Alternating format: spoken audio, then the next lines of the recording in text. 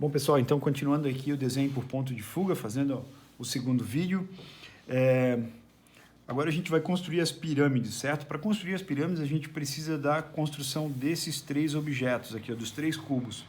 E a gente vai fazer o mesmo desenho aqui no outro lado, certo? Então, o que eu preciso fazer? Ter a vista frontal de cada um deles. Então, como a ideia é fazer o desenho das pirâmides, com base nos cubos, os cubos eu já expliquei como faz. Então, eu vou tentar ser o mais rápido e breve possível. Então, eu vou fazer aqui, ó, a vista frontal dos meus cubos. Então, estou fazendo aqui uma referência, começo de algo mais simplificado, vou melhorando o traçado. Eles, como eu falei, não precisam estar alinhados e ser do mesmo tamanho. O importante é que eles fiquem proporcional ao tamanho da nossa folha A3, né? Não ficar algo muito pequeno. Ó, vou fazer até um pouco maiorzão aqui embaixo. Ó. E aí desenhei três vistas frontais. Eu vou pegar de todos os pontos aqui, ó, vou convergir para o ponto de fuga.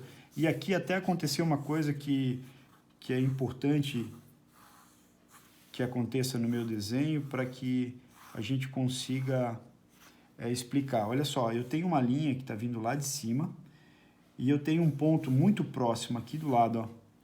Isso às vezes vai acontecer, tá? No meu caso, ela ficou 1/10 de milímetro aqui do lado, ó. Não quer dizer que ficou em cima, mas ele poderia ter coincidido, tá? Eu posso ter uma linha e outra linha na mesma posição, que foi o caso dessa daqui, ó. Esse meu próximo ponto, essa minha linha coincidiu com a linha lá de cima daquele cubo. Não quer dizer que está errado, tá? Ele está correto. Cada um vai ter uma expressão e um desenho diferente. Provavelmente o desenho de vocês não vai ficar igual ao meu, o meu não vai ficar igual ao do meu outro camarada e assim vai. Se eu for fazer de novo, o meu ponto de fuga e o meu objeto, eles podem não estar na mesma posição. E aí esses três carinhas, o ideal é a gente fazer eles de maneira bem suave. Porque o objetivo do meu desenho não é fazer os cubos agora, sim fazer a construção das pirâmides. Então, olha só, mesmo processo, continua fazendo lá a proporção do cubo, pega a medida, coloca na profundidade, reduz praticamente a metade e faz a parte posterior do objeto, ó. Da mesma maneira como eu expliquei na construção do vídeo anterior do cubinho. Então, tem os 4 pontos lá da parte de trás também. Eu vou fazer um pouco mais forte aqui para que vocês consigam visualizar no vídeo, tá? Mas é basicamente isso aqui, ó, de maneira sutil. Não precisa tracejar nada ainda, porque o que a gente vai fazer? A gente vai construir a pirâmide e aí a gente vai reforçar e tracejar outras partes do nosso objeto. Então tem aqui a medida total, como se eu estivesse trazendo essa distância para cá, reduzir a metade, a altura até a próxima linha convergente, largura, tem que estar na horizontal, bateu aqui, fecha. Olha só, aquilo que eu falei no desenho anteriormente. Tá vendo que o meu desenho aqui, ó, ele não bateu fielmente com a linha convergente, sinal de que ou alguma linha dessa daqui, ó, pode estar levemente curva, ou eu tenha feito o ponto um pouco antes. Então, o que eu vou fazer? Eu vou adaptar, ó, eu vou mudar a posição de onde ele bateu para que a linha fique perfeitamente na horizontal e na vertical. O importante é que a linha fique na vertical e na horizontal. E a mesma coisa lá atrás. Eu vou fazer a profundidade, metade da linha de largura ou da linha de altura e vou ligar e fazer a parte de trás. Então, olha só. Vou apagar um pouquinho aqui as linhas de construção para não confundir algumas pessoas. E aí eu tenho, da mesma maneira que eu construí os outros objetos do outro lado, eu tenho 3 cubos de um lado, 3 do outro, mas aqui estão só as linhas de construção ainda, né? Eu não reforcei os traços. E aí eu vou desenhar 3 pirâmides. Eu vou colocar aqui uma pirâmide de cabeça para cima, normal. Perdão. Eu vou colocar aqui uma de lado e vou trabalhar uma de cabeça para baixo, por exemplo. O que eu preciso saber? Onde é que é o ponto mais alto da minha pirâmide, onde é que ele vai ficar concentrado, e os 4 pontos da base da minha pirâmide, né? Essa base da pirâmide ela pode estar para o lado, para cima, para frente, para trás e por aí vai.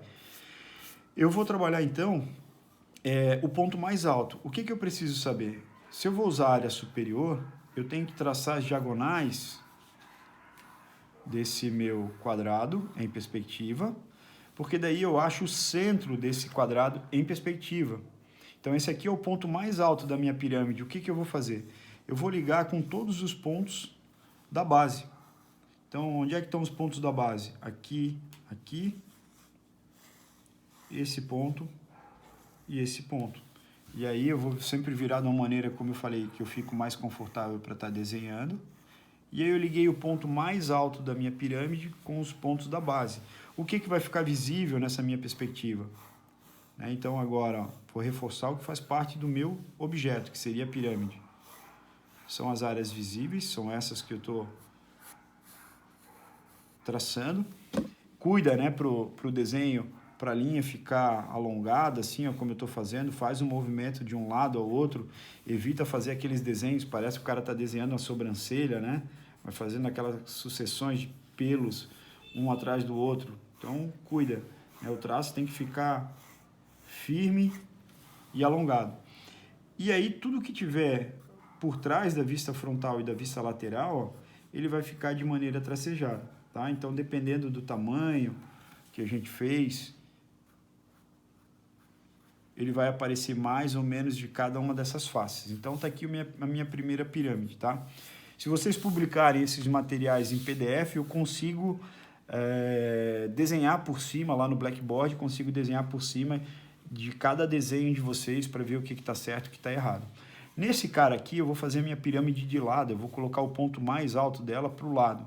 Então, eu vou pegar a lateral, o importante é que eu trabalhe de maneira oposta, né? Então, se aqui é o ponto mais alto, na lateral esquerda, eu tenho que saber quais são os 4 pontos que determinam a lateral direita, né? Eu vou trabalhar a pirâmide de lado agora.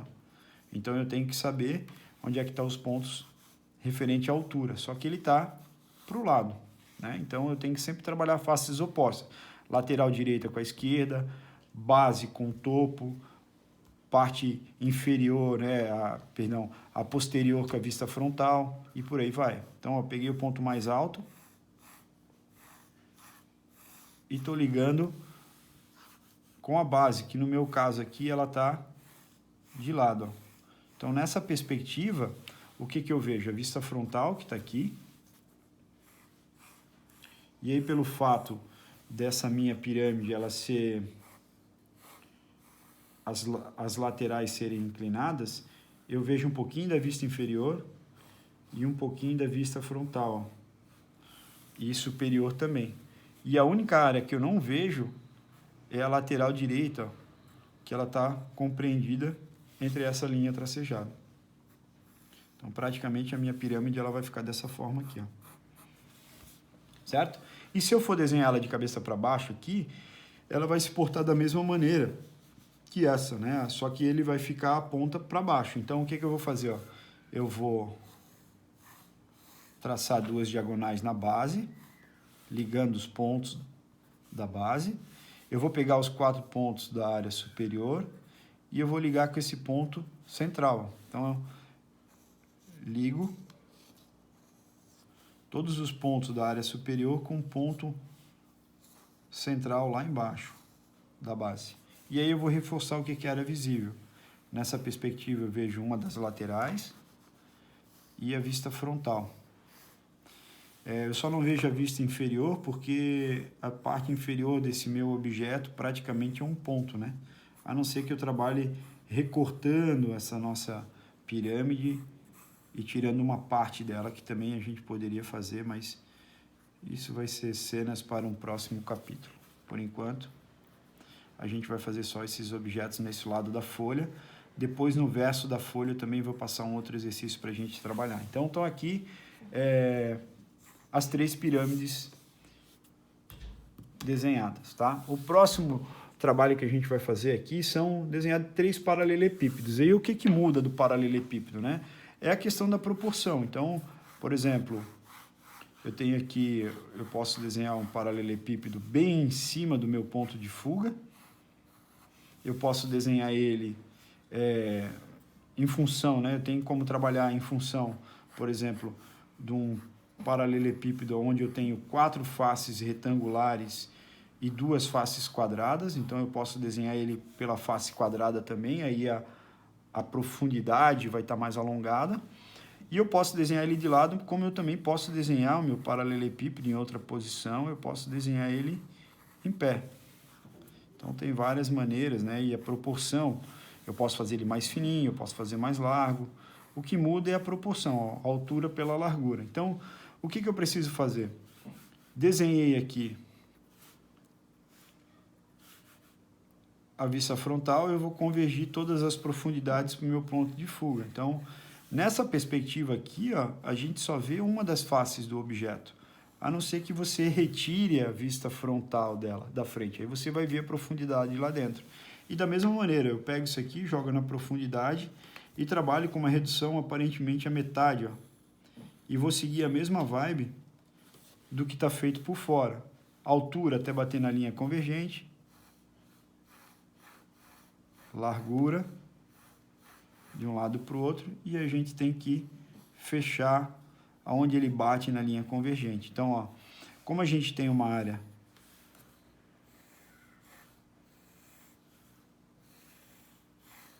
fechada, tudo isso que está por trás é como se a gente estivesse observando uma outra sala de aula pela parede, né? Então a gente não vê os traços. Se por acaso você se projetar para dentro daquela sala, essas linhas que eu estou fazendo tracejado, aí sim elas passam a ficar linhas contínuas, a partir do momento que eu retiro essa parede da frente, né? Como se eu estivesse deitando isso aqui, ó, ou retirando para o lado, né? Como se eu estivesse desenhando ela aqui no chão, ó, aberta, aí eu vou ver as linhas lá dentro de maneira contínua, tá? Por enquanto, a gente está fazendo o objeto, o bloquinho fechado. Então, essas linhas aqui, lá da parede, lá do final, ó, elas ficam tracejadas. Então, basicamente, nessa perspectiva, seria essa representação. Ele sendo visto aqui pela vista quadrada, a mesma coisa. Ó. O que mais dificulta são essas linhas alongadas e muito próximas. Ó. Quando a gente desenha muito perto do ponto de fuga, quando essa face aqui, ó, percebam que isso é uma face quadrada como essa, olha quanto mais próximo da linha de horizonte, menos eu visualizo essa área. É como se eu estivesse fazendo a transição entre olhar a minha mão pela parte superior, conforme ela vai chegando perto da linha de horizonte, eu vejo mais a vista frontal e lateral, e conforme eu vou transpassando a linha de horizonte, eu começo a ver a parte de baixo da minha mão. É como se eu estivesse pegando um objeto e transpassando o limite do meu olhar. Ele vai acontecer essa visualização que eu estou falando para vocês.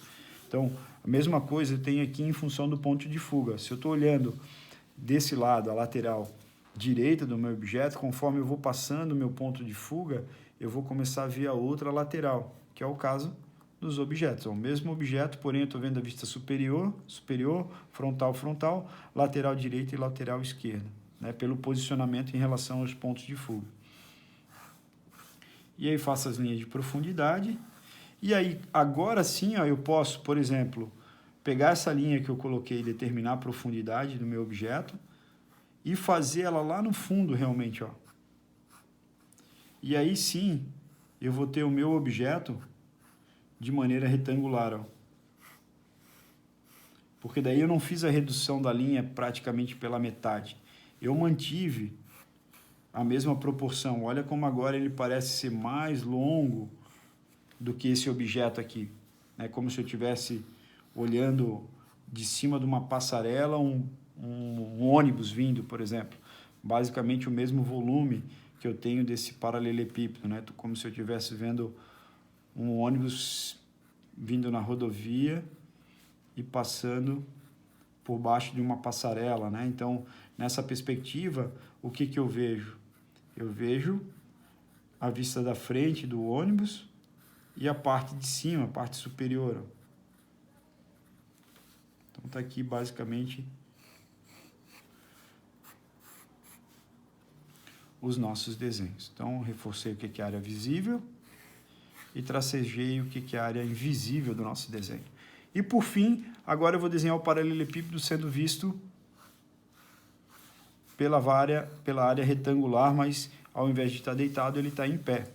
E aí sim, se eu quiser fazer as laterais dele de maneira quadrada, né, como se fosse essa área aqui e a área lá do fundo, como se ele estivesse em pé, o que eu vou pegar? Vou pegar na face que está mais distante, que é a parte superior aqui, ó, eu vou transportar essa medida para cá e vou trabalhar com essa área praticamente a redução pela metade, ó. E aí eu vou ter a parte superior como se eu estivesse fazendo realmente um quadrado. Aí determino a linha de profundidade, faço uma linha de largura até a próxima linha convergente e uma linha de altura vertical. Cuida, porque às vezes a gente tem fortes tendências de trabalhar com elas inclinadas. Ele tem que estar na vertical. E aí ele tem que bater certinho com outro ponto. Então, se tiver, ó, meu ponto ficou aqui, sinal de que essa minha linha ela pode convergir um pouquinho mais para o lado. Então, eu sempre vou, o desenho de croquis ele vai ter uma adaptação das linhas, né, até a gente chegar no resultado final. Ele não é um desenho fixo, eu tenho que ir modelando e ajustando até que o meu desenho fique correto. Mas o importante é que as linhas verticais e as linhas horizontais, elas fiquem vertical, 90 graus com a linha de horizonte e paralela à linha de horizonte. Se aqui, se eu for dar uma continuidade nesse objeto e começar a fazer linhas dessa forma, o meu desenho, o resultado final, ele não vai ficar agradável. Ele vai parecer que o meu objeto está todo torto, né?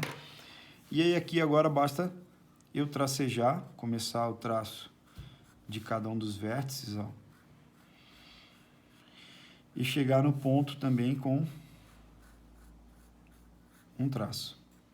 Então, basicamente, essa parte aqui do exercício que a gente tem para fazer na vista frontal aqui do nosso desenho. Então, aqui a parte de baixo, eu vou também passar uma tonalidade bem suave aqui, só para identificar que é a vista inferior. Aqui está a